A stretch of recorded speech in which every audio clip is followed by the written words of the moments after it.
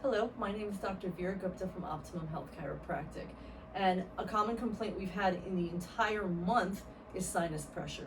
So there's a couple of reasons why sinuses may have been worse for you this year than usual, especially if you're in my home state of New Jersey. One, check your air quality. You'll have noticed that all of a sudden when you check the app that tells you what the temperature is outside, that the air quality hasn't been as good as it normally is. As such, it's going to irritate all the nasal canals and the lining of the nose and the sinus cavities. That's the first thing. The second thing is, if you've ever gone outside and you see pollen covering everything, that will also make sinus issues worse. So there's some basic things you can do to help your own sinuses. The first one is, I want you to feel on the top of your head.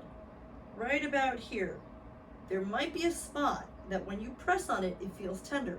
If that feels tender, that's a good spot for sinus pressure because not all your sinuses are located here. This is a frontal sinus, but behind your eyeballs is the ethmoid sinus. So when people are like, oh, I have this pressure, but they have nothing dripping out of their nose, totally normal if it's your ethmoid sinus that's irritated. So what do you do about it? The first thing is you've got to cut out the sugar, you have to cut out the alcohol, and you have to cut out the dairy. Why?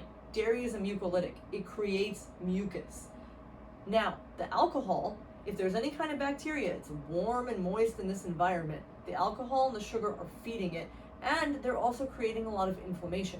Inflammation is what causes disease. So if you eliminate those three things, you can actually help some of that. Another thing you can do is you can get in the shower and you can, as long as you're not allergic to eucalyptus, steam in the shower. Breathe it in through your nose and constantly do that, just in and out through your nose, and breathe in the eucalyptus because that will also help clear you.